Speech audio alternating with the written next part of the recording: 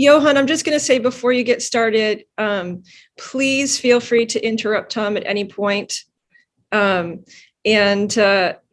He is raring to go here, but if you do need to stop him mid-sentence because you need to turn things in another direction, please feel free to do so. I already gave him that instruction yesterday and the day before. and Nancy was in our class yesterday. I interrupted her 4 or 5 times, so I warmed up for that. So listen, I just got the book of a lifetime arrived. This is, you see it? Yes. Bruegel, the hand of a master. Oh yeah. Wow. It is all Bruegel all the time. Oh wow. I am a Peter Bruegel the Elder devotee. The only thing in all of my life, which is pathetic, that I've ever done that was crazy, is I fell in love with that painting. I was in San Francisco. I flew to Madrid. I went to the Prado. I stayed there for 3 hours, and I flew back to San Francisco. Wow. And it was to see the triumph of death, which I just love. I've never done anything like that before or since, but I was just so taken by the darn thing. Mm-hmm. And then the last time I went to Madrid, for God's sakes, they had lent it out to some exhibit somewhere else. I'm surprised you didn't track it around the world. Yeah, anyway, well, not quite that level of insanity. All right, I'm going to jump in and just quickly ask Tom. You obviously need no introduction. We're all super excited about having you in the course. I wanted to give you just a quick introduction to what GEMS is, and then I want to ask everybody on screen to do a 15-second, 30-second, here's where I am, here's my name, here's what I do, just so we that's fine. I was a good boy and read all the material, which has good bios for everybody. Yep, yeah, so we don't have to get deep into the bios. But I do want to tell you... Congratulations, by the way. On that list that I saw, 8 women and 5 men. Thank you for that. No, it's huge. It's absolutely huge. We've got the ratios. All right. So what I want to tell you about GEMS, about this specific program, I read a quote in your book where you said that nothing excites me more than unabashed excellence in an arena that others find boring in an oddball corner of the world. So I want to tell you that's exactly what GEMS is. That's what this program is. This program is quite unique, and I think it's meaningful for you to understand it, and for all of the GEMS to hear it again. So our program focuses on the intersection of design and strategy. Basically leveraging design tools to approach the ways we impact the way business and how we live. But part of what's very unique about this cohort is the way the program is designed. So basically what we do, we have 1 course at a time for 7 weeks.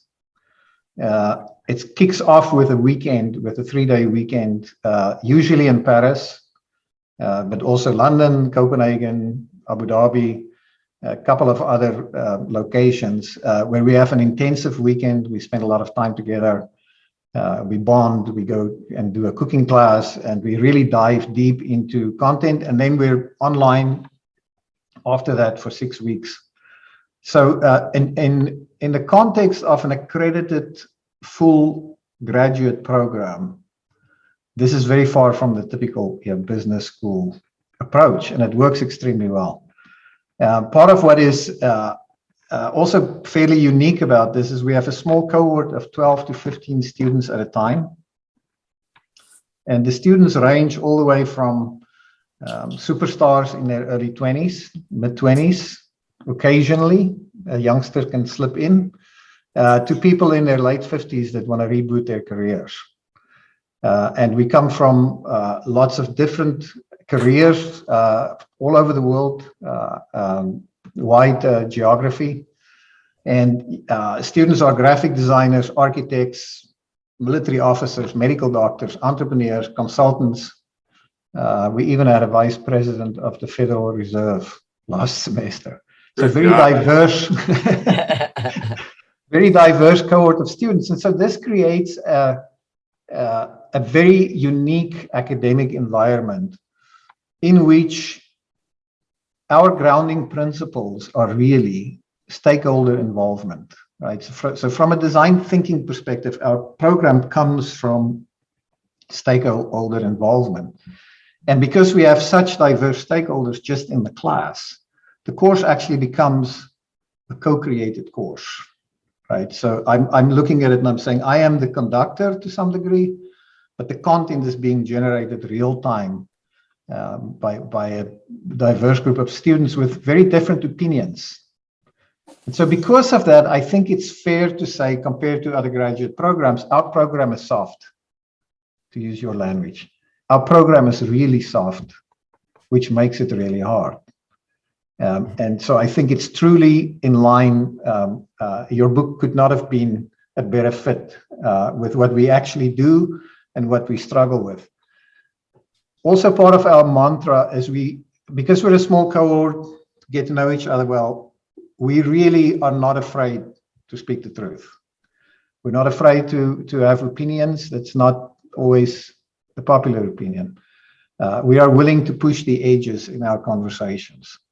And so we might do that a little bit today. There might be opportunities for that, but I wanted to give you just kind of that overview of how we think about ourselves. And then with that, I'm going to start at the top left and just ask everybody for your quick 15-second say hello. So let's see. Tina, can you go first? And by the way, I love you all individually, but I'm not going to respond because we don't want this part to last too long. Yes, absolutely. This is a speed dating. We've got 2 minutes, ready, go. Tina. Hi, my name is Tina and I'm based in Saudi Arabia. I'm an interior architect, designer. I try to do a bunch of things, but mainly focus on sustainability projects. Nice. All right, Olivia. Hi, Tom. My name is Olivia. I am based in New York City. I am a graphic designer turned writer. I'm working on a children's book and happy to be here. All right, Sonia. Good morning, Thomas. Sonia Curlin. I actually recently shifted from supply chain into marketing and creative within Unilever, so a CPG company. All right, Marianne. Hi, I'm Marianne. I'm based in Amman, Jordan, and I'm the head of a large early childhood development humanitarian project called Ahlan Zimzum. All right, Cecilia. Hi, Tom and everyone. I'm Cecilia. I'm based in New York and I'm an architect. I've previously been in Australia, but now relocated to New York. All right, Erica. Hi, Tom. I'm Erica. I'm based in Brooklyn, New York, and I am a freelance sustainability and design strategist. Right, Arun. Hi, Tom. Arun, background in finance, but I'm pivoting to building products that serve individuals in financial well-being, emotional well-being, and physical well-being, based in New York, dialing in from France. All right, JD. Hi, Tom. I'm Jorge Diego. I'm based in Monterrey. I run my design consultancy for over 10 years now, striving to create value in society, culture, and industry through design. Founded a design media company, and I'm a director for the design program of the Tec de Monterrey. Hi, Melissa. Hi, Tom. My name is Melissa. I'm here in Brussels. So when you said Bruegel, then that actually connected to where I am. And I lead this program, as well as I'm an entrepreneur and a founder of an international nonprofit. All right, Guy. Hi, Tom. I'm Guy. I'm currently in between Japan and Switzerland, right now in Switzerland. I'm an independent designer and strategist. I try to help clients explore their ideas and make strategies happen. All right, Julio. Hi, Tom. I'm Julio. I am located in Houston, and I'm creative director for waste management. And funny thing, I just finished reading your book, which made me do some math. And I realized there's 11 women on my group. And something that I became really proud of is that 8 of those women are actually on my team. Very good. Eileen. Hi, I'm Eileen O'Donoghue. I'm based out of Chicago, and I lead sales and operations strategy for Tom's of Maine, the naturals company. All right, Roger. Hey, Tom, and hi, everybody. It's good to see you all.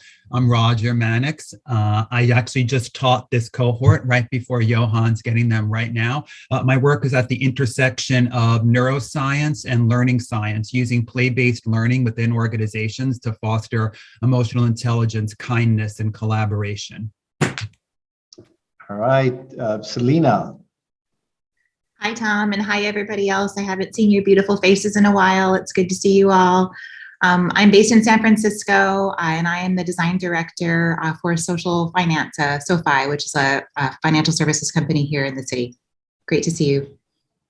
All right, Eugene. Hello, everybody. I'm Eugene Lumpkin, based in Brussels, Belgium. I have a business called Atelier Tins, and we're at the intersection of fashion and sustainability. And yeah, I'm just happy to see everyone. All right. Moritz, sorry.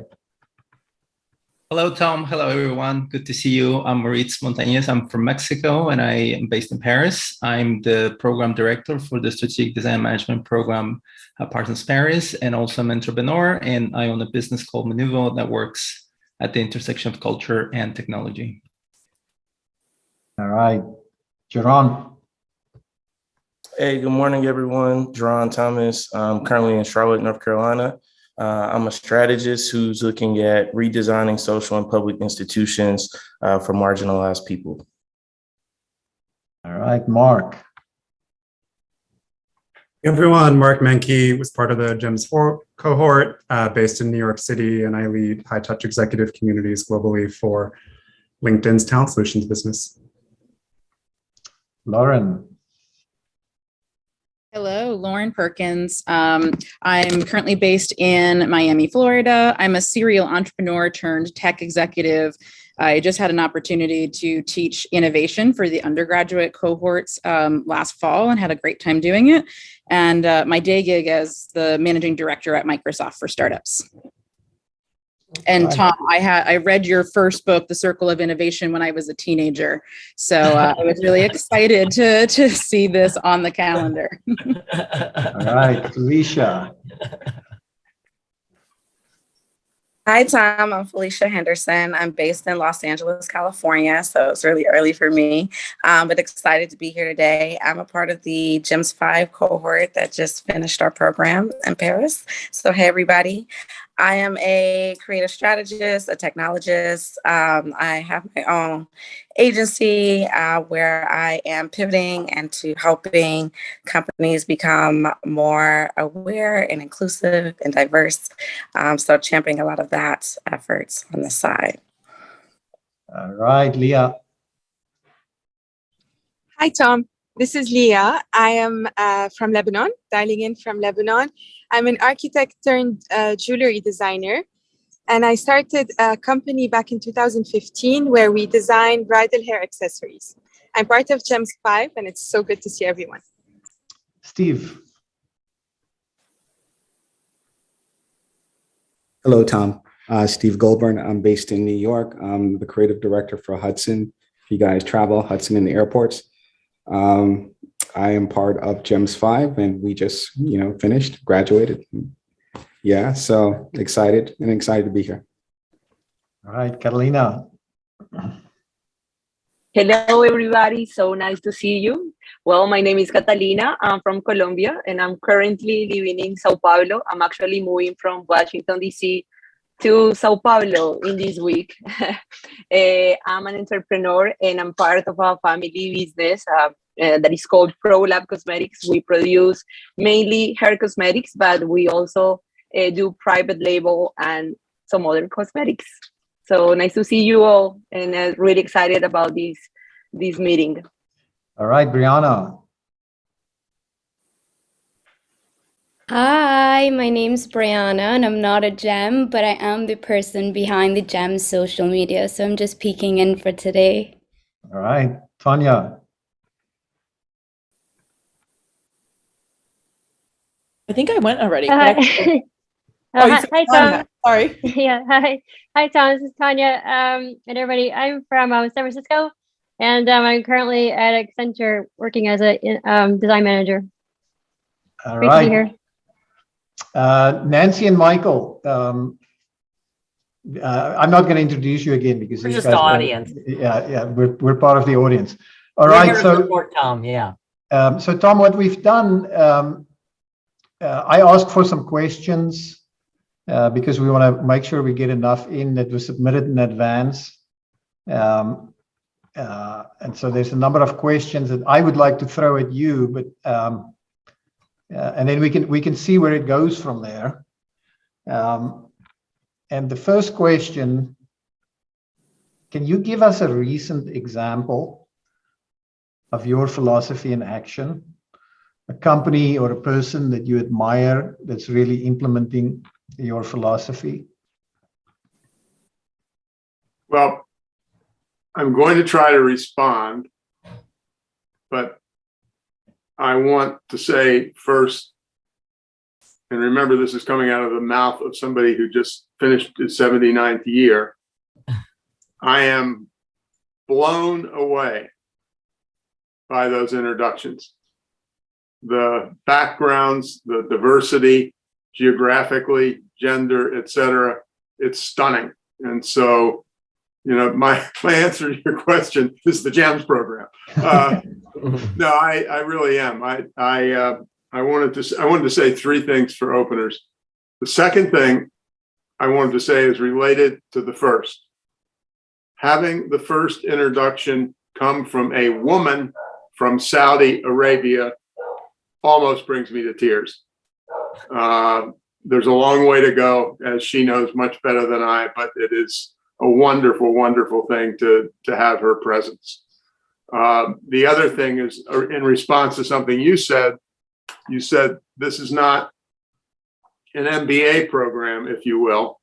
Well, you happen to be speaking to a person who had an op-ed in the Financial Times about 8 months ago, in which I seriously suggested that all MBA programs be shut down. So we are on the same page on that one. And it's your soft is hard, hard is soft, or my soft is hard, hard is soft. My life goal, and I'm going to stay healthy so I can make a couple more steps, is to humanize professional education. And my three particular targets, who are my worst of the worst list, are MBAs, med schools, and engineering schools. And I was intrigued that we have a neuroscientist, neuropsychologist was one of the people here, because my favorite book in the last 6, 8, 10, 12 months is an extraordinary book called Compassionomics. And it is written by two MD researchers, and I underscore researchers. Nothing is soft in the book.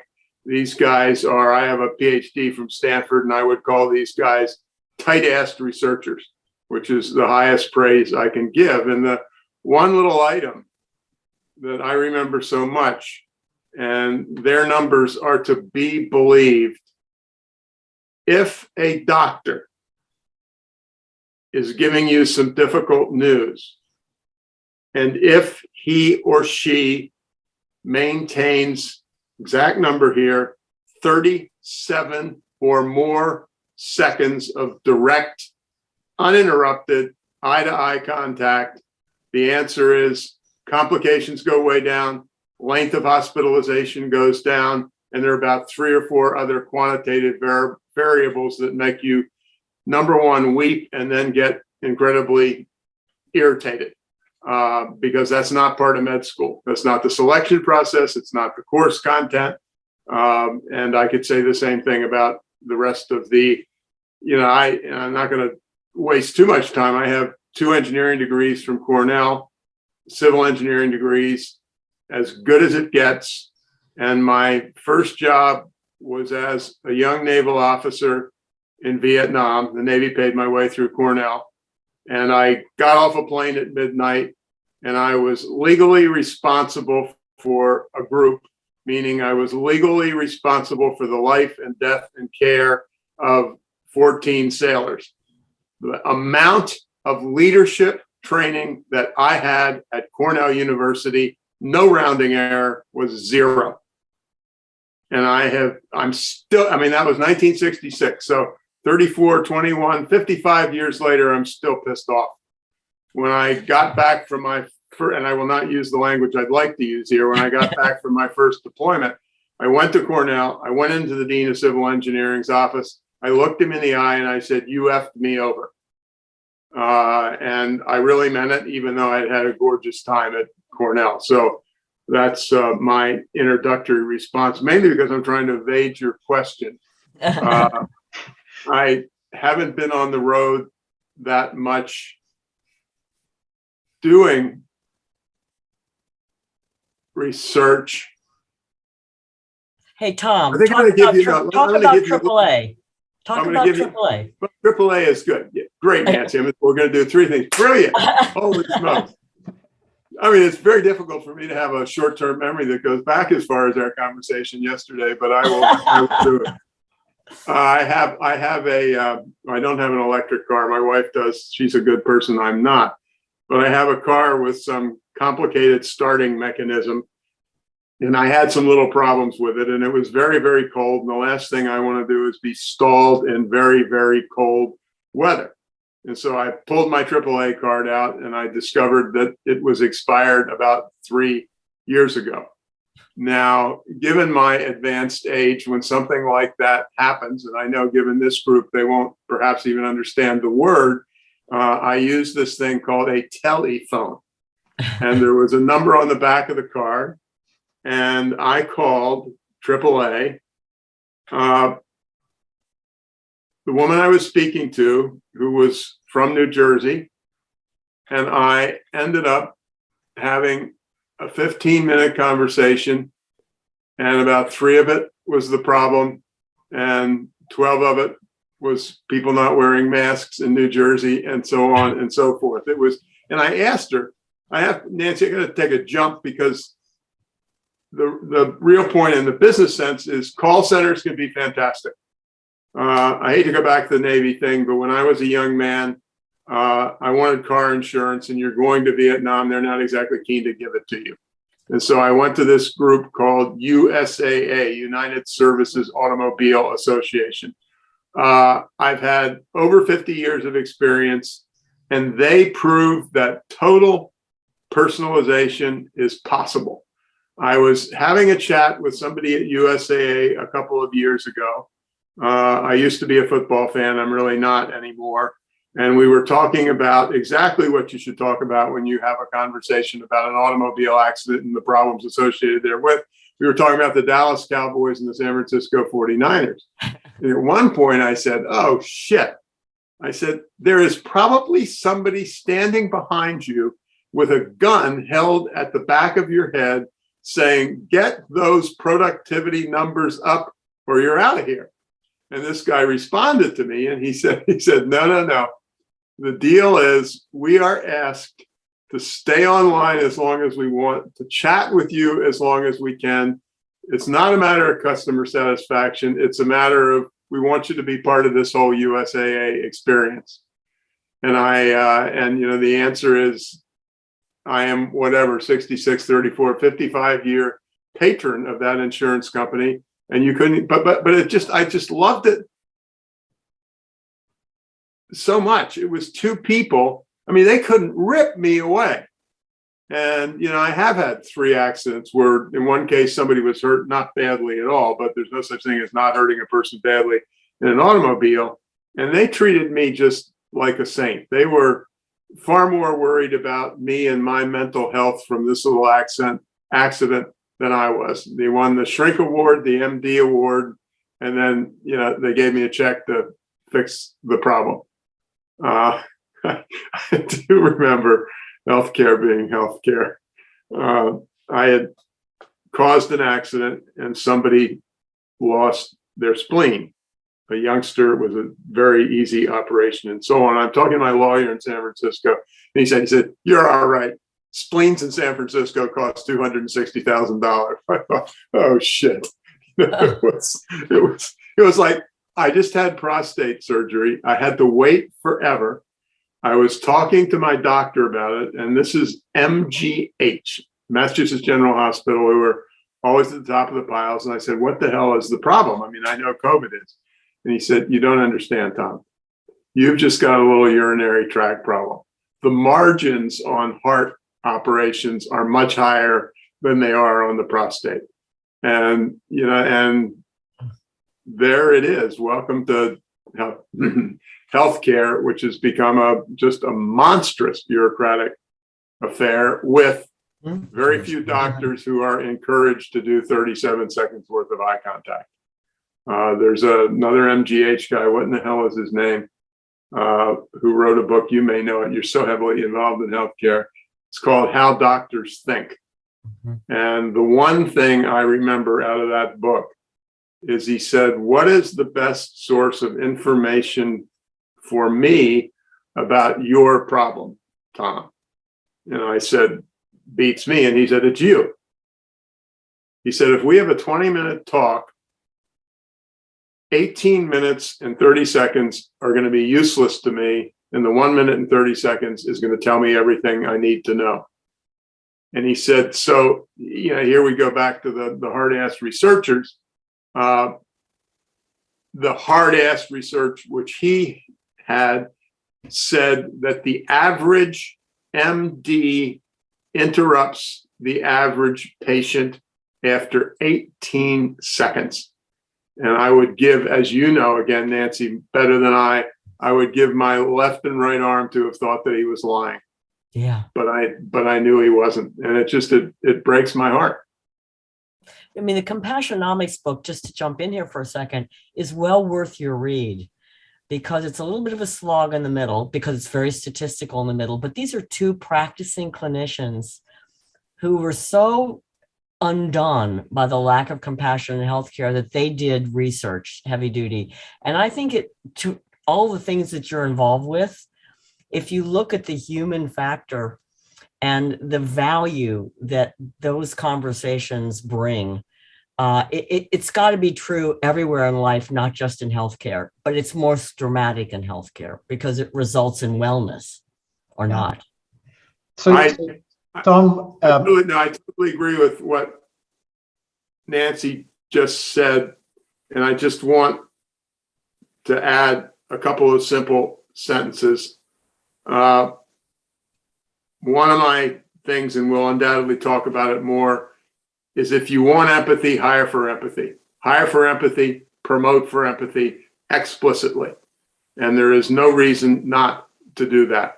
I mean, one of the things I want to see is starting in a few medical schools is I want empathy to be considered as part of the when we look at the application to be part of the school. And I sure as hell want that to be the case in business schools. So you mentioned AAA and USAA. Any other examples of where you think on a larger scale this is being done right, or is everybody basically doing what the doctors are doing? Well, and this is a very international audience, but unfortunately, statistically, I've got to stick with my own country. I know my books until recently, including the humanism book, used to go this way. The humanism book goes in the other direction. And my apologies to those who I slightly insult. as an observer of American management practice professionally since 1970. And I don't mean this in a bad way, except to the extent that I do. I don't really give a damn about the Fortune 500. We act as if the United States of America, which is a gazillion-dollar economy, was the Fortune 500. The real reality is the Fortune 500 employs 6% of us, and the other 94% work in small and medium-sized businesses. And so the love of my life are the small and the medium-sized business. There's one in, oh my gosh, where is Larry Janeski? One in the middle of Connecticut, who I had not in the current book, but the last book. I think I do have a brief mention of him in the new book. His name is Larry Janeski. Started a company called Basement Systems Incorporated. And his life is basements. And what he will do in your maybe relatively small house is he will take your wet, moldy, old basement. He will turn it into an extra bedroom. He will turn it into a family room. He will at least make it dry so you can store things. And and he wrote a book. Now this one really gets personal, called Dry Basement Science. And at the time it came out, he was a better seller with Dry Basement Science than I was with my book at the time, which I bitterly resent. But you can do it with basements. You can do it with anything. And the backbone, I mean, here's an interesting fact. Until recently, when the Chinese economy, which of course is enormous, getting enormous-er with every passing days, forever and ever and ever, the highest export country in the world was Germany. And the reason it was, Germany, that's compared to the United States. I don't know, what's the population of Germany? 70, 80 million, something like that. The US with a jillion, the Chinese with a jillion, the Indians with a jillion. And the whole secret was a group of companies called the Mittelstand. And those companies are the middle-sized companies that are best in planet at whatever the hell they do. And the intensity of that work was such, as I said, that they outdid the Americans, they outdid the Indians and Chinese in exports. And the reason was, the equivalent of Basement Systems, Inc. People who own a niche, people who continue to, in the Germans' case, of course, Germans are Germans, and Peters is a German name, so I know what I speak. They continue to research and perfect and expand the areas where they are particularly good. So they're the ones I love. They're the ones I adore. I could spend the next 4 hours. One of my few bragging rights in life is I did a PBS special on German Mittelstand companies, and I think I'm the only American who's ever studied them. It was funny. I've got to say this. We did this PBS show, and I've forgotten what PBS did, but at any rate, we premiered it in the German ambassador's residence in Washington. And he was a big burly guy. And afterwards he comes up to me and he puts his arm around me and he said, you've turned out to be a pretty good kraut after all. It was, honest to gosh, there's that not charming term called pee your pants. I came very close. I will say, as someone born in 1942, as I refused to set foot in Germany until 1982. I'm a World War II baby, and we never forget. Tom, I have a follow-up question that relates to medium-sized companies, as you just described. And I think this is one of the things we struggle with when we study leadership. A lot of the leadership literature is focusing on the Fortune 500, and it's focusing on a very linear type of leadership, where it's based on a leader and then maybe another leader below the leader. But in reality, when you talk about smaller and mid-sized companies, it seems as if leadership is more of a network effect. We just finished looking at a short video about how to start a movement that basically deals with how important your first follower is, and how your first follower is actually an underestimated form of leadership. And you can take that analogy of followers actually being co-leaders and start looking at leadership today much more as a network effect. How do you feel about that in the context of everything we read about leadership? That seems to be missing. Well, I'm not exactly sure that I understand. You're talking about followers as full-scale members of the family. Is that a right description? Or as significant stakeholders of the leadership? Yeah. Well, as I prepared for this event today, that's the number one thing I want to talk about.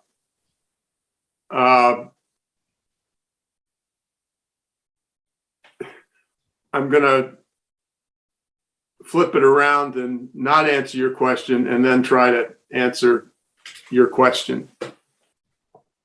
Well, the first thing I would like to say to everybody on the other side of my iPad screen is your success will be measured by the people you helped. Nobody's going to remember the specific product. It's the people you helped. And there's no way to say here. I was giving a speech in Mumbai, and 15 feet away in the first row was the general in charge of the Indian Army. And the Indian Army happens to be the biggest army in the world with 1.4 million active duty soldiers and 1.2 million reserve soldiers. I just looked that up yesterday. And we got to talking about something. We got to talking about promotions. And I'm a general, and I'm looking at a bunch of colonels for a promotion to general. Johann, you are one of them. And that's a big deal to become a general officer in any army of 6 or 6 million.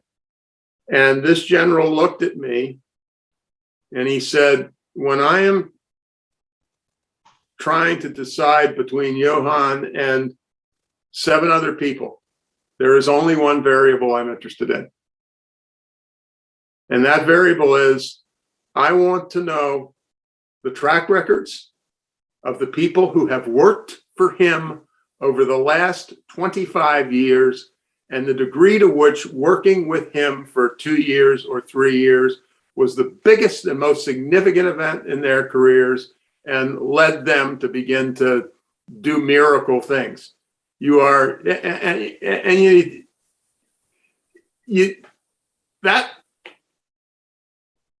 that's all I need to say. The American columnist David Brooks had a little piece a year or so ago, and in it he contrasted what he called resume virtues and eulogy virtues.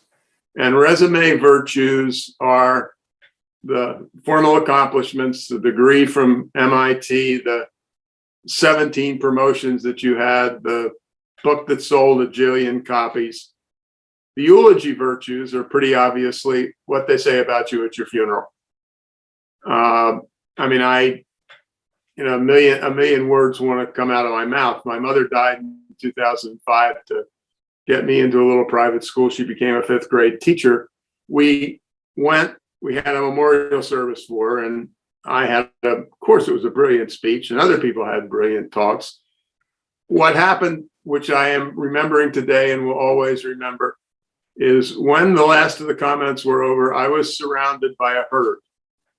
And I was surrounded by a herd of 45-year-old, former 10-year-old 5th graders who had had my mother as a teacher. And every one of them had a story about how that year with my mother had changed their lives. And needless to say, when you looked at the floor, it was 2 inches deep in water afterwards. But that is exactly what we are talking about in this case. And I will say that and I wanted to say this in a pleasant, positive, but pointed way, I didn't see enough conversation about that when I was reading the biographies. I will not say that it was AWOL. There were a couple people who said brilliant things about that, about how the number one thing they had accomplished was the development of an amazing team. I guess if you're Steve Jobs, you will be remembered for your product. You sure as hell won't be remembered for your people skills. Steve Jobs in my world is not a great person. I actually worked for him as a consultant in the 1980s. He's a jerk, and a jerk is a jerk is a jerk, and they can invent water, steam, or electricity. Still doesn't hold for me. I ain't got room for jerks. Sorry, that's a little venting. That's fine. I lived in Silicon Valley for 30 years, and that kind of water walker turns me off entirely. I mean, go to Silicon Valley and go to this is a big one. I've always said, and this is a direct answer to your question, In Search of Excellence is the reason I get to go out in public, because the timing was perfect and we sold a lot of books. In Search of Excellence had a tipping point of a 2-hour conversation. And the 2-hour conversation, I hate overstatement, changed my life dramatically. I was working for McKinsey, a firm which cannot be mentioned by name now, but we won't have time to talk about that. I was working for McKinsey. I was working on the research for what became In Search of Excellence. We were in San Francisco, and there was a fast-growing, not small, just past the $1 billion mark company down in Palo Alto by the name of Hewlett-Packard. And so I was saying to my colleague, Bob Waterman, co-author of In Search of Excellence, who alas passed away on the 2nd of January this year. He was just a lovely human being. But Bob said to me, or I said to him, let's go down and talk to the people at HP. So I'm the junior guy on the team. And remember, this is the olden days, 1977. So I looked in the phone book, I looked up the number for HP, and I called. And, I called, and I was used to working with the City Corps and the other big people. And I knew that I would get on the end of the line an administrative assistant to an administrative assistant who would begin a conversation that might end up in a meeting. So somebody answers the phone at HP, and I said, hi, this is Tom Peters. I work up in San Francisco for McKinsey and Company. We'd like to come down and speak with John Young, who was the president. And so the person says, okay.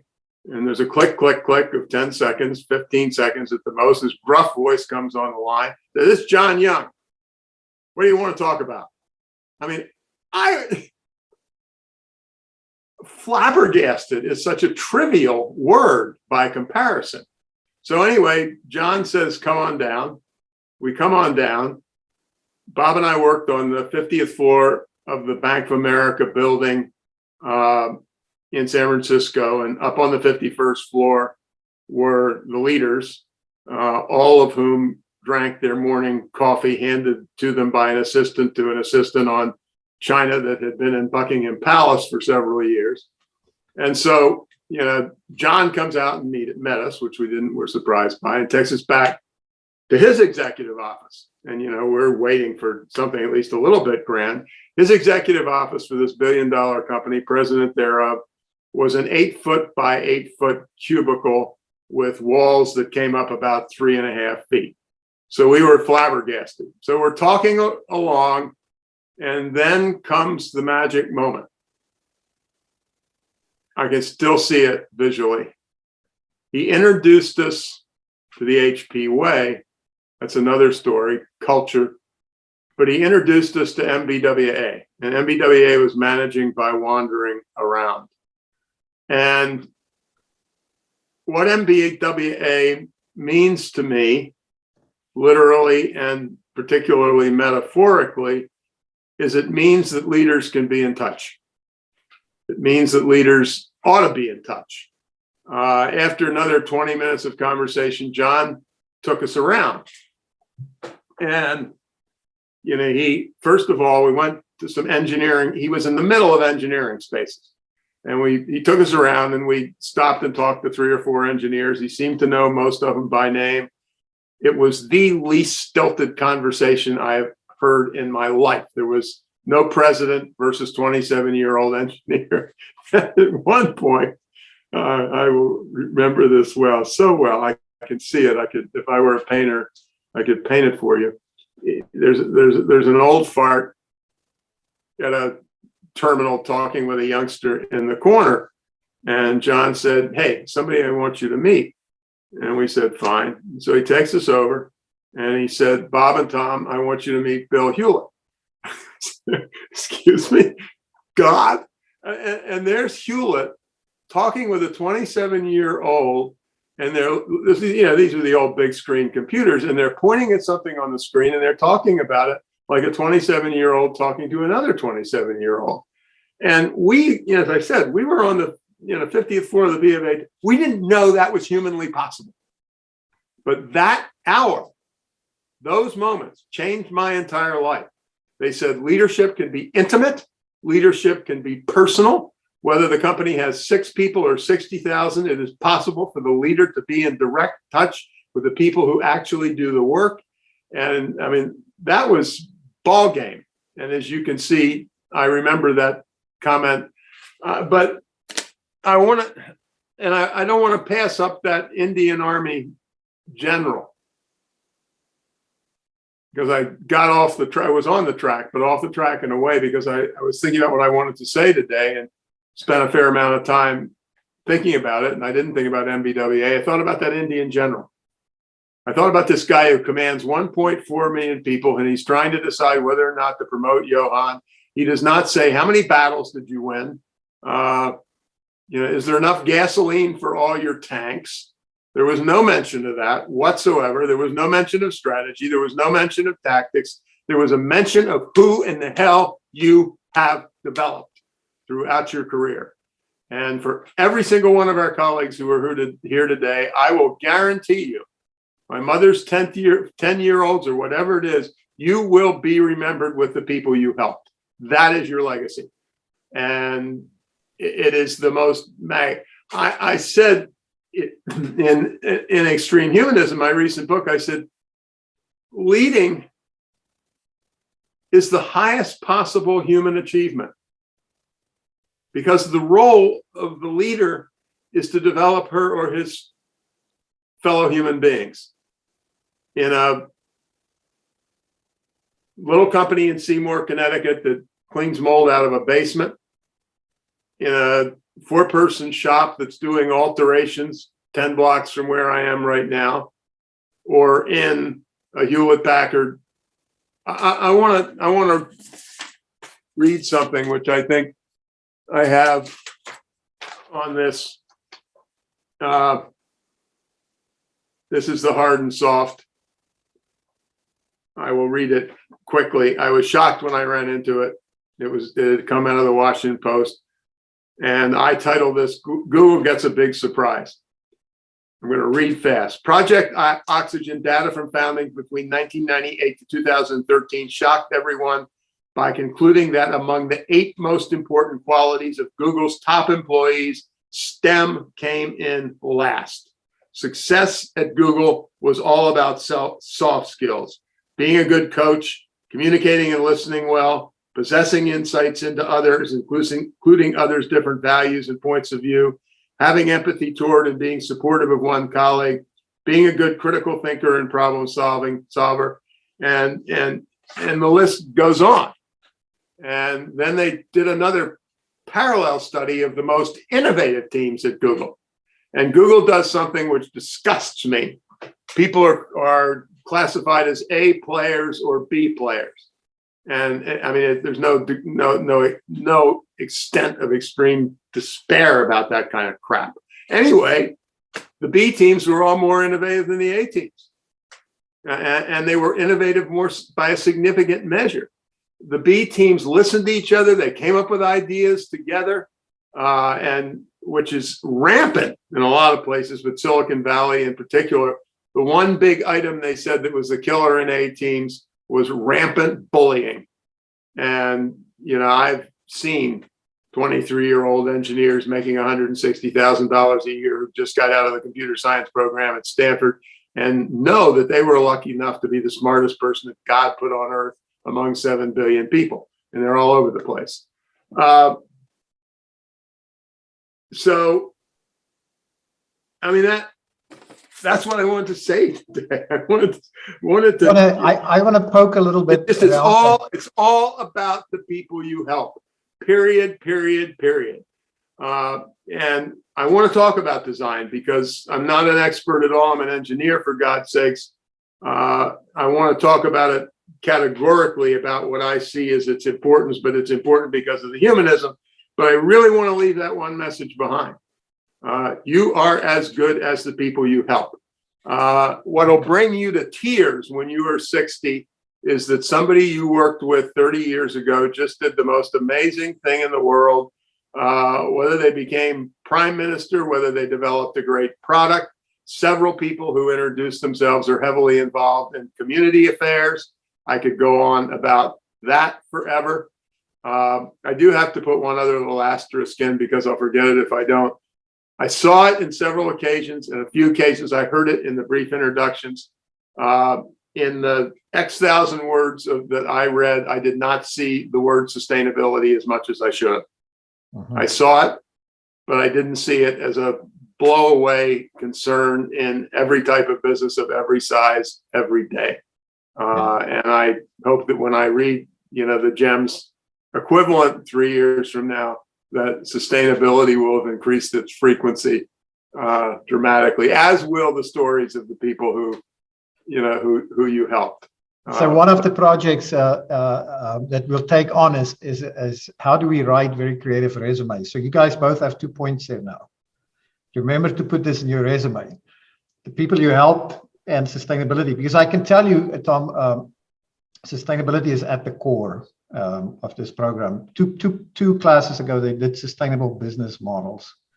It's a very, very central part of what we focus on in GEMS.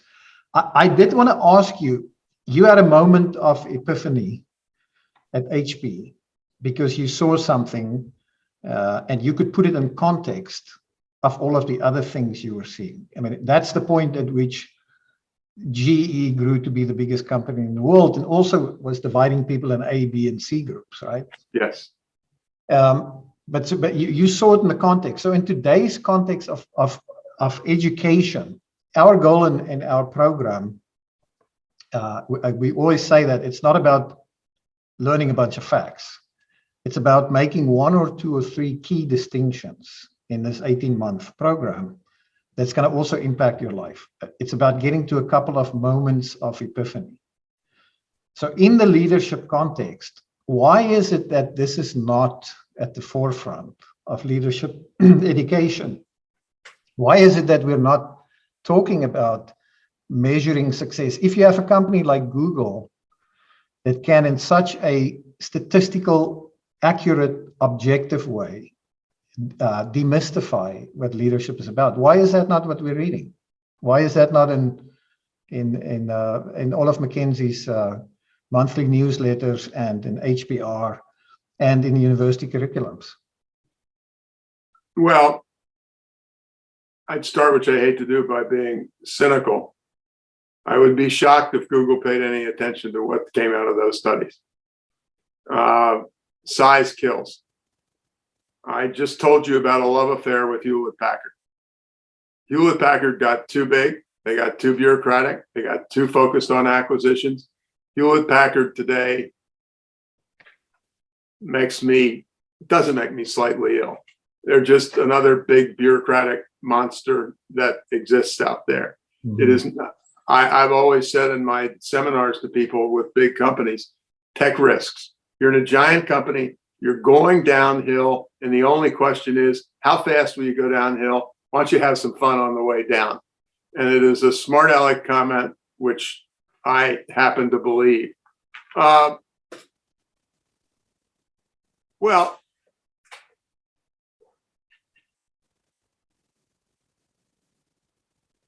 if you want empathy, hire for it. That's where it starts. It does not start at the epiphany at age 37. One of my favorite little stories is Johann is one of the top neurosurgeons on earth. And you have decided to apply for a job at Mayo Clinic, which every damn year ranks #1 as our best healthcare services deliverer. You could question the ranking, but whatever. So I'm interviewing you, and we have a lengthy interview. And one of the things you don't realize, I don't know how you do it today, maybe you got your iPhone in your lap or you're using an old pen on your hand, is in the course of this 45 minutes or 1 hour, I am counting the number of times you use the word I and the number of times you use the word we.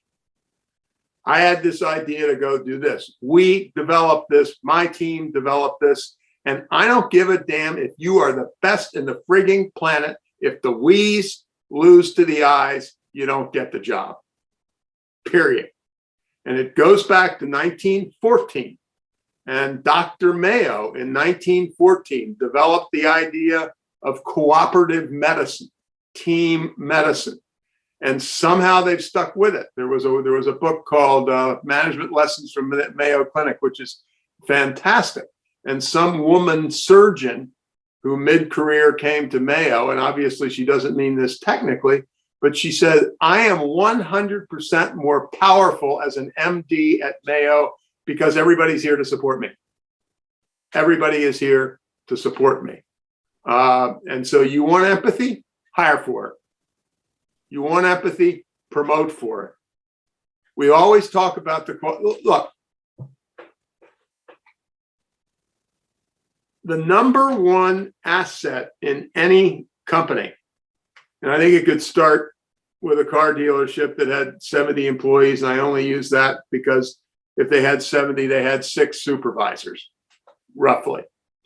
The #1 asset in any company with more than 10 people is the quality of the first line leadership. Every single significant output variable is driven first and foremost by that. And so, I mean, empathy, I don't know. I'm only 79. I don't know why the hell people don't do this. I don't know why they don't hire for, I mean, they get sucked into that crap about a 4.1 grade point average in computer science at Stanford. It's just pure bullshit. You know, that's what we did at McKinsey, and that is why McKinsey helped Purdue Pharma do the most disgusting thing that I have seen in my life, and I have taken McKinsey, the gods, the home of all the world's most intelligent people. I took them off my CV. I don't want to be known to have been associated with them.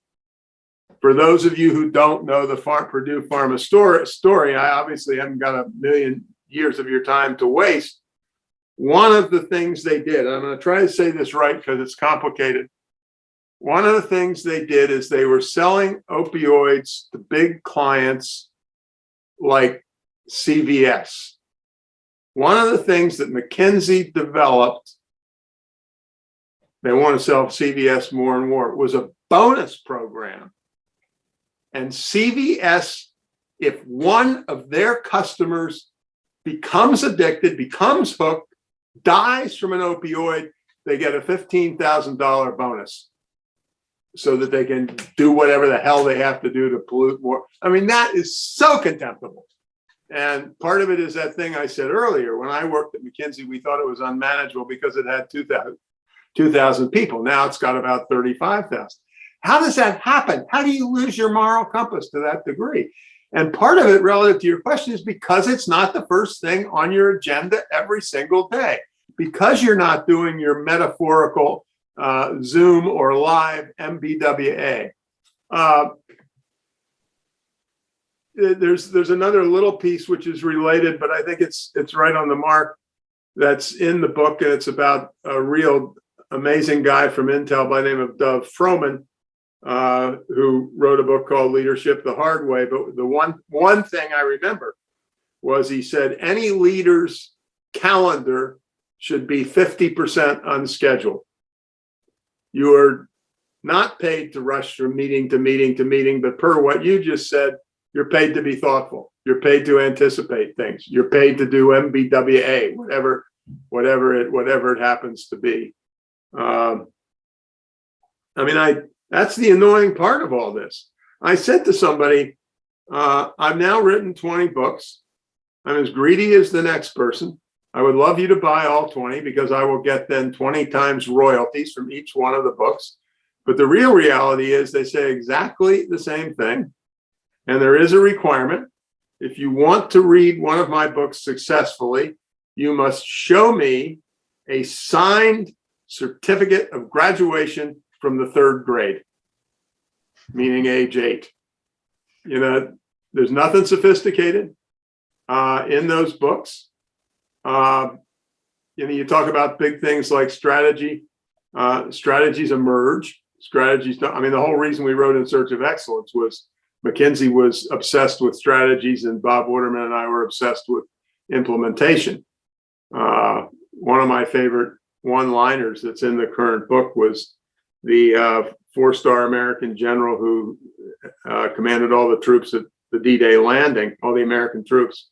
And his wonderful one was, amateurs talk about strategy, professionals talk about logistics. The greatest strategy in the world fails if the gasoline doesn't get to the tanks when the tank finally makes it to Omaha Beach. That's the winning formula. So I've digressed. Beyond. You've digressed in a very good direction. Can I digress one more time? Yes. This is something I did yesterday. It's my slideshow, but it's little pieces of paper.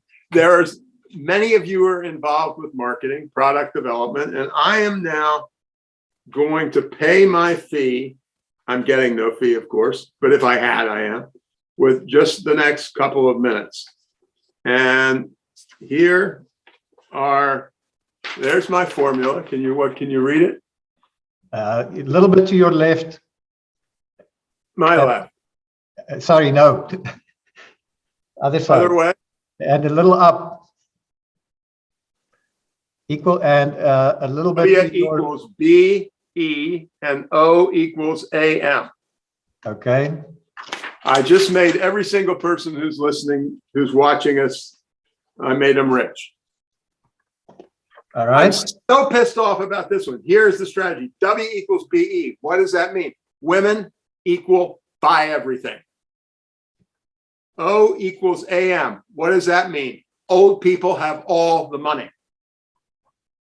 I want to get every marketer on the planet, and I want to beat the shit out of every single one of them for not understanding that. You give me a product development team, and look, I want it to look okay today. And I put on a nice shirt, and I want it to button it.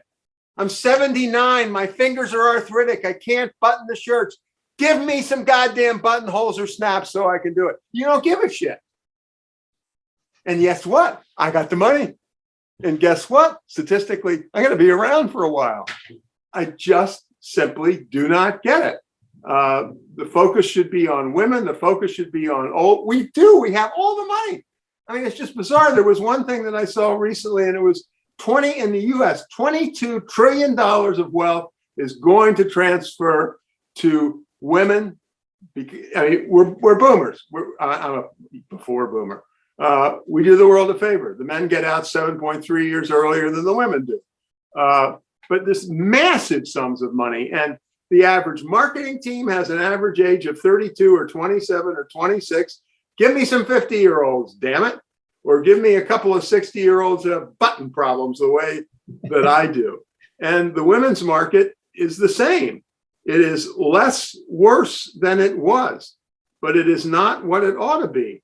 Women, I remember talking to the guy who was the head of Ford Motor Company. He said the statistics say that men buy 65% of cars.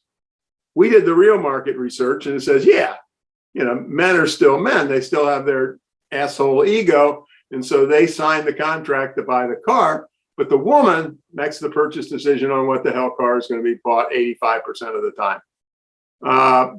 And I mean, I am just almost violent on this topic. The two biggest markets in the world, women, old people. Is it reflected?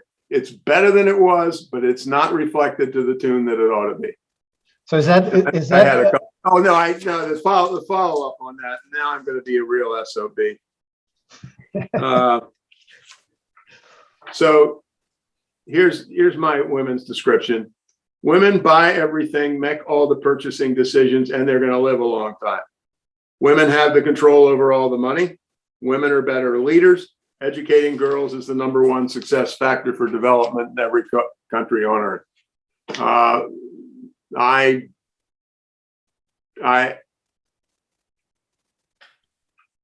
not rational on the topic. The research on women as better leaders.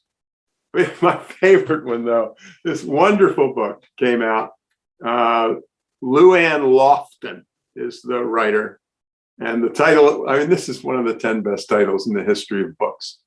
Warren Buffett Invests Like a Girl and Why You Should Too. I mean, does a title get better than that? And one of the wonderful things was Buffett had never heard of the book, but he writes the first review at Amazon. I think it's the kind of person he is. And he said, I didn't really realize I invested like a girl until I read this book, but I guess that's right. I do. And the sort of things that you saw in there is Johann and I are two traders. This was before we all worked distantly, and we're sitting next to each other in some trading room somewhere. And I'm listening to what's going on. And it's 3:30 in the afternoon. Johann's had a better day than I have.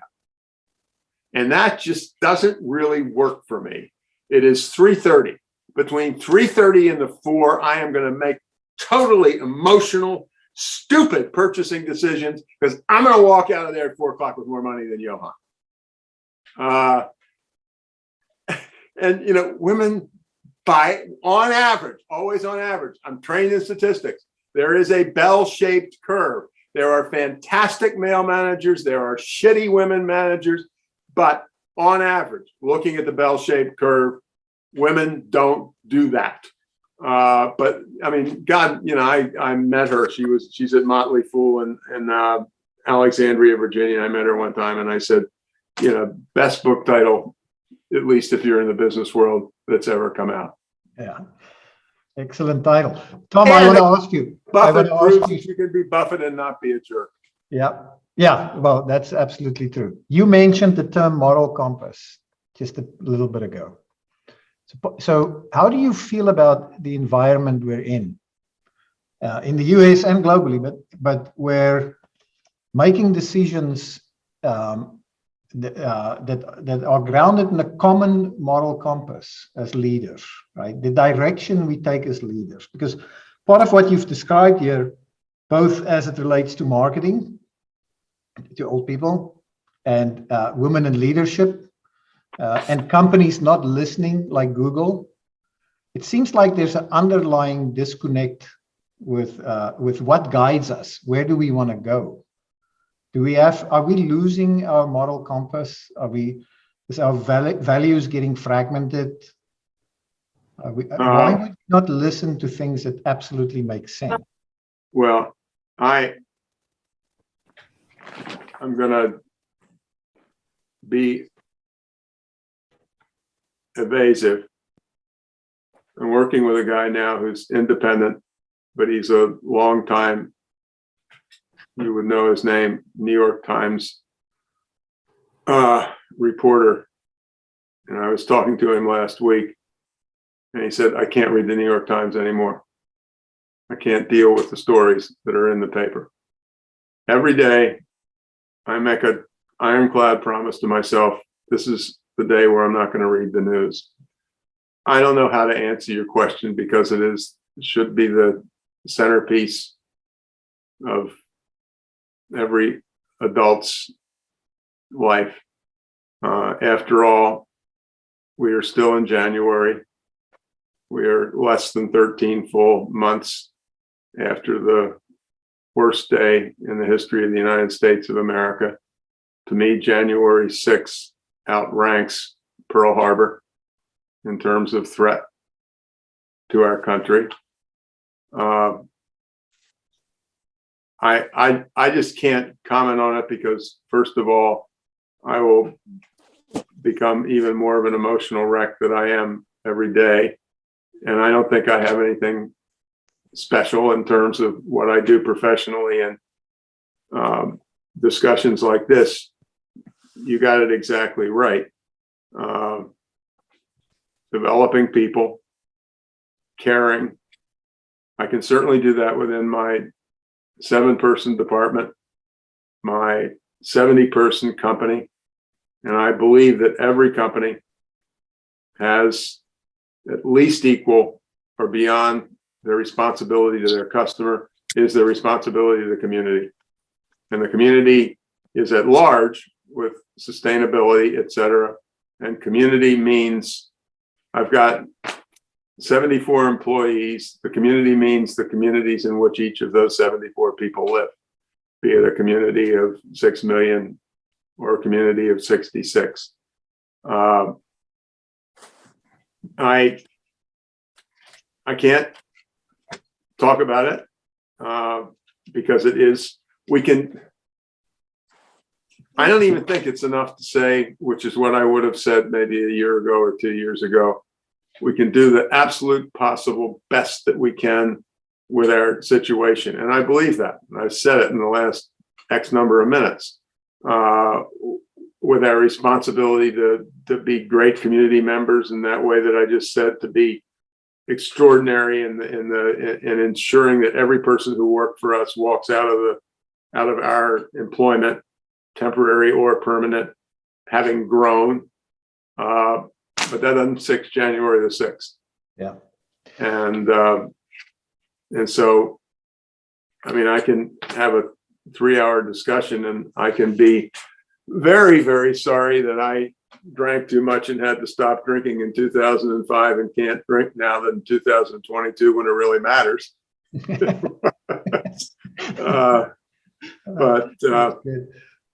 I mean, I do believe we, our department, our company, you all in this program, we have a responsibility to bring those big issues into every setting in which I don't think that the GEMS program has to spend 70% of the next, X time together talking about testimony in Congress about January the 6th. But I do think it has to be there, and it has to be visible. I mean, so, my whole career is 4 words. It's all about people. Yeah. And as I said to you, and I said it in a much smaller way than we're talking here, my ire at the great engineering school that didn't teach me how to take care of 16 sailors is infinite. My ire at the business schools, where the most popular courses are basically the finance courses. I believe in finance. It is the glue that keeps the economy, the grease that keeps the economy coming. I believe financial services are now 28% of the GDP in the US. And I actually asked a Harvard Business School finance guy about it. I said, listen, I believe in financial services. If that 28% is right, how much of that is needed to make the economy work? And he said to me, none of us know, but our guess is 3%, 4%, something like that. I mean, we went to hell in a handbasket years ago because of the derivatives of the derivatives of the derivatives, which had nothing but shit at the bottom of the pile. Mm-hmm. And we're still trying to recover from that. I'd get rid of finance courses in my business school department. I would say to people who I talk to, I said, I can teach you all the finance and accounting you need. More money in than out. And you can get along and go on until tomorrow. And I'm about 85% serious. I have not run businesses or been part of businesses the size of that are represented here. but it's not all about leverage finance. It's about how you help people. I do want to, I'm an engineer trained as an MBA. My aesthetic sense I've worked on, but it's not instinctive to me. And I was a very lucky guy. My company office for years and years was at 555 Hamilton Avenue, Palo Alto, California. And at 50 Hamilton Avenue, Palo Alto, California, was a little teeny design company called David Kelly Design. And David Kelly Design became IDEO. And David taught me. I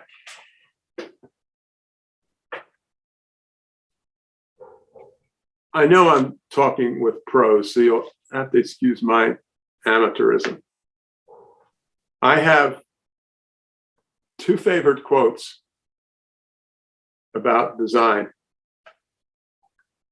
And the first one comes from the extraordinary Thomas Merton. And the quote is, I mean, both of these to me are the essence of design, the essence of humanity, the essence of what I wish I could be.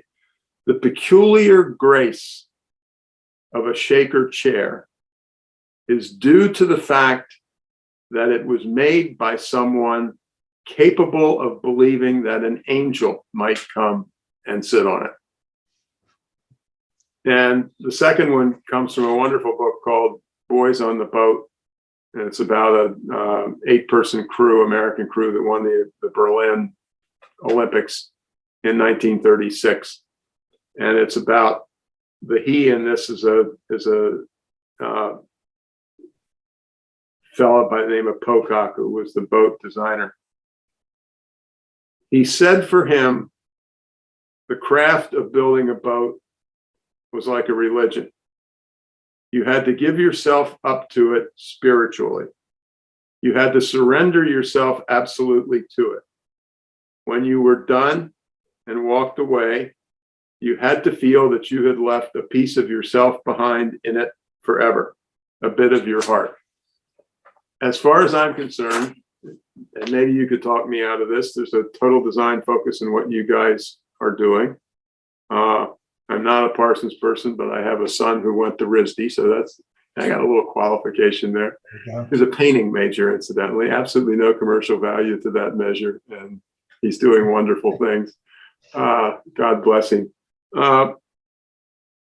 It's a bit like my mother and the fifth graders and so on. As far as I'm concerned, the quote about Pocock and the quote from Merton, I'm an HR director now, can be brought into the design of the next training course that I'm developing. It can be brought in to the business development software that I'm writing.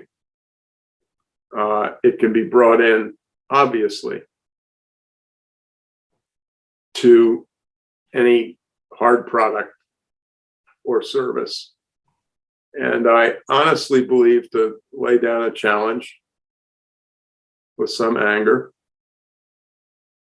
you're not on my list unless you bring the Shaker chair standard and the cruise shell that was rowed by those boys who came out of the woods in Washington State, and the 36 Olympics were the ones where Hitler was showing off.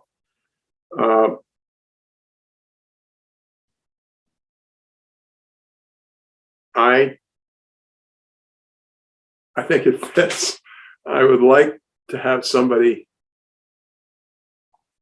write a Pocock line about me and what I've done, which is just an old engineer and an MBA who tried to help businesses be a force for good and be a little bit better. That's the essence of design to me. I mean, I learned a little. I promised you that I don't have design skills, and I can prove it. I went to Cornell as an architect, and after one semester, I realized I was not going to cut it as an architect, and so I went and transferred to civil engineering, which meant, of course, that for the rest of our lives, we despised architects because they were people like Frank Gehry who built unbuildable buildings that would be pieces of crap when they came up. We won't talk about Frank Gehry. I promised myself that I wouldn't do that. It is a truth of Frank Gehry that no living human being who has ever worked in the Frank Gehry building has found it to be a building in which people could actually work with their fellow human beings. The other one, which is more directly, which I also have to say, and I've gotten in trouble in some design speeches, is my other bugbear is Tufte and his graphs and charts. They're those useless things. I talked the Economist editor out of using three-dimensional charts and graphs. I said, listen, I have 2 degrees in engineering. I never got less than a 799 on my math exams when I was taking SATs, and I can't understand a goddamn thing in your charts and graphs because human beings can't do three-dimensional charts and graphs in their heads. That's enough. But I have argued, and our good colleague who is with us, I mean, the new book that you all have read is 50% mine, maybe only 49, and either 50 or 51% Nancy Green's. And it is, because we call it humanism, I use the we generously for myself. She was the one who came up with the word. I had used the term humanistic in the title, and she told me how incredibly wrong and manipulative it was to use a word like that. So she gave me humanism. And the book perfectly reflects, in my opinion, nothing's perfect, the message which we're trying to present. And on the one hand, I bless Nancy for what she did. And on the other hand, I'm furious at the lack of design quality of the prior 18 books. In Search of Excellence was fine because business was boring and the book was supposed to look boring, and we made it look straightforward boring, but people wouldn't have read it if we hadn't. So I'm willing to let the designer of In Search of Excellence off the hook, but you know, after that, some serious problems. But I don't know what started that riff. No, you were talking about design, and I wanted to stress, you know, the way we look at design at the GEMS program, and as designers nowadays, is that everything can be designed, including, you know, our institutions, our communities, sustainability, politics, education, hospitals. And if you follow the core principles of design, we start with empathy as step one. And that's what we believe in. That's what all of the students take away out of the program, and really understanding empathy. And then how do you turn it into a practice? How do you turn it into a science? How do you get Google to pay attention to the fact that is a driving force? I got a frog in my throat. So I do believe that you have in this book been speaking in a design language to designers, because we are about creating that starting point, which ultimately will lead to the people you touch being better off, right? So I think it's been right in line with where we are.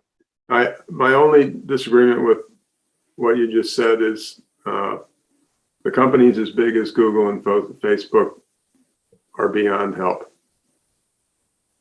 I said to somebody about Facebook, I said, as of January the 5th of last year, Mark Zuckerberg and Donald Trump were tied for the last position out of 7 billion people in terms of people I respect on earth. Trump pulled it out on the 6th of January, and Zuckerberg vaulted all the way up to next to last. Is so I mean, there was a Vanity Fair article. I know everybody's seen them. The Vanity Fair article a couple of years ago, which said what we all know. The software is designed to enhance divisiveness. I mean, you shouldn't be let out of your cage for a remark like that. And as we know, that is, in my opinion, that's a design for mass social unrest. And I mean, I'm not disgusted. I'm so far beyond disgusted by those kinds of things. I was thinking, oh my God, what if my kid, or maybe even my age grandkid, I knew was 23-year-olds, graduated from Stanford, making $175,000 a year and writing code for Facebook that increases human divisiveness. I don't know what I'd do with myself.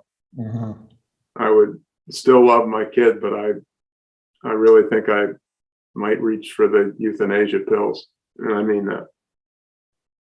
So where is the systemic failure in that? Sorry?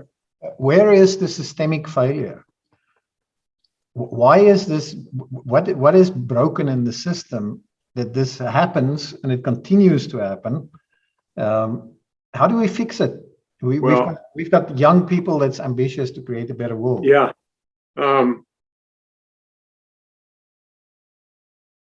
Despite my age, I have stuck my toes in as far as I could in my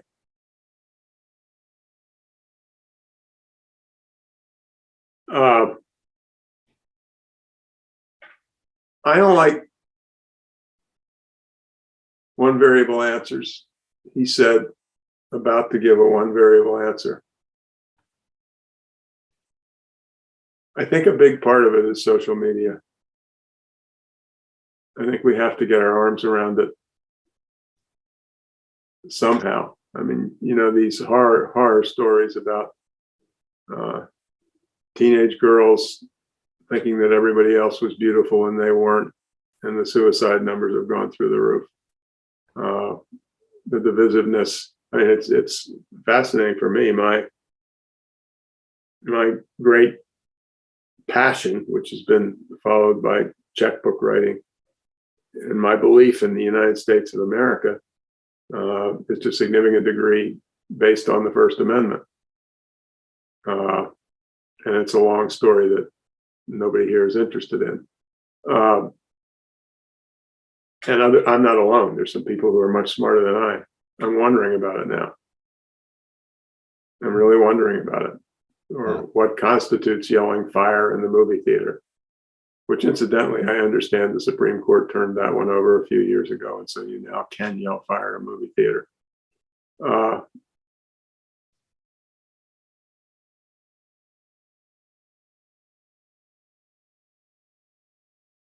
I do know, I worry about saying what I just said. There's a friend of mine at McGill University, his name is Henry Mintzberg, who writes about the same sorts of things that I do. And one clever one-liner of his is not untrue. He said, it is the conceit of every generation to think that things were bad in the past and now they're easy. And, you know, you do have to worry about that. But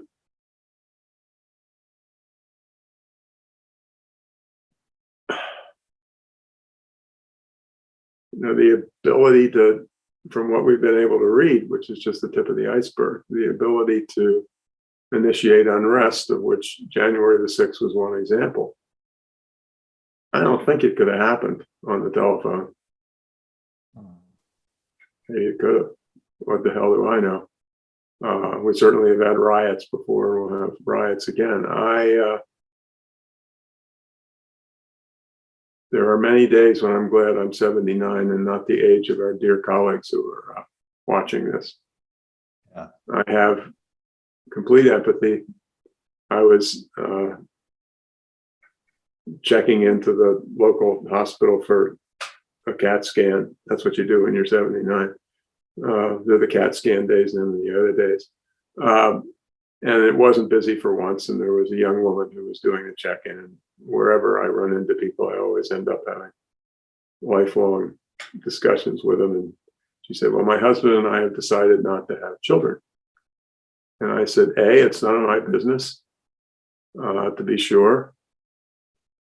But I don't think it's silly to be considering something like that today. And that's as far as I'll go. But I was a little surprised when the words came out of my mouth, though I think I have said them before. I'm very fearful. And maybe just all old people are fearful, but I think there's a little bit something different going on. I think it smells different this time. And I will say that this is a special program you guys have created. You all have created. Excuse my language. And when I listened to the introductions and knowing Nancy a bit, I think you guys got a problem on your hands. That is, you've really bit into a big responsibility. I think a group like this is, maybe not just this group alone, is world's best chance.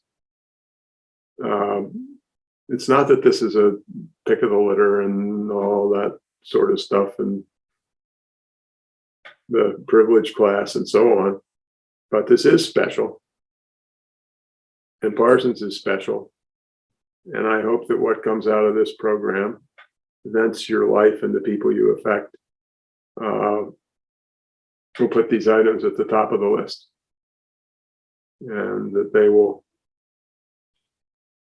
The only other person who tied with Trump and Zuckerberg was Milton Friedman, who in 1970 wrote an article in the New York Times saying corporations have no social responsibility. Their only responsibility is to maximize the profits for their shareholders. The devil couldn't have written that better. You know, the numbers on that, when Friedman wrote it in 1970, 50% of earnings went to workers and R&D and 50% went to owners and shareholders. They did a study in 2014, which is 44 years later. 91% went to the owners and the shareholders and 9% went to workers and research. That is a out and out criminal act. And it's obviously driven inequity. There are many, many other variables. No one variable answers to a million variable questions, but it's been part of the act. It's disgusting. It's disgusting that the business schools allowed it to go on. Yeah. So Tom, can I ask you a follow-up on this? Yeah, we haven't got forever at this point. So all right, one quick question, final question.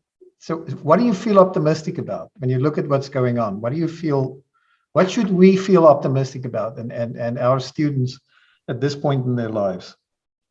Well, my wife and I just got back from a wonderful trip with our family to Patagonia.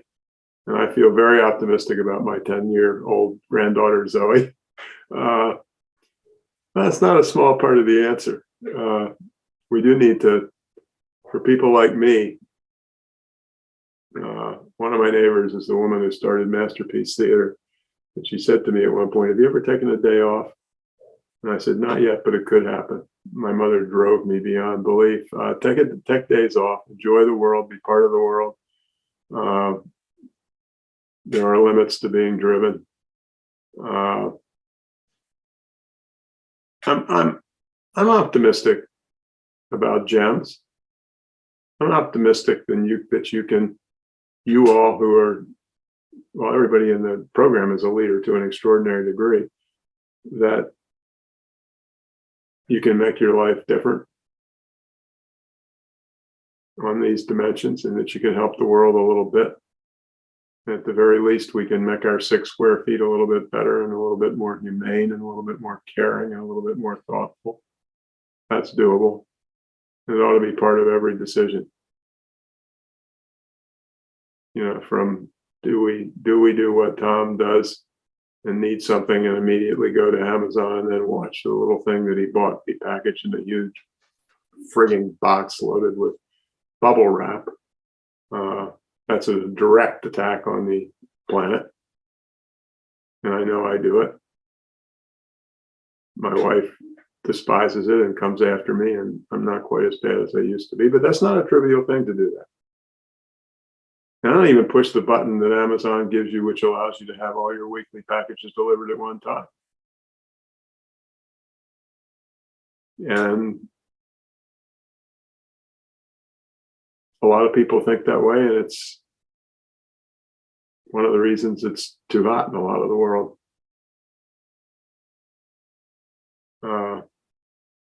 But I think you have a wonderful group of people, and I think that from everything I can understand, that these kinds of issues are front, center, top of the list. This stuff is not like my educational programs. It's not something that you stick on the top. This is the it. This is the it. This is the point of the exercise.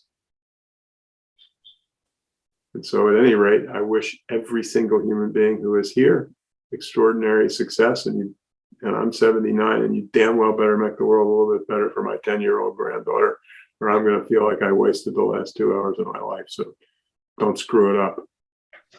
Okay? All right. Tom, thank you so much. Thank you. We really appreciate it. Let's do a round of applause for Tom. Thanks, Tom. Thank you. Thank you all. We really God enjoyed bless. it. Thank you so much.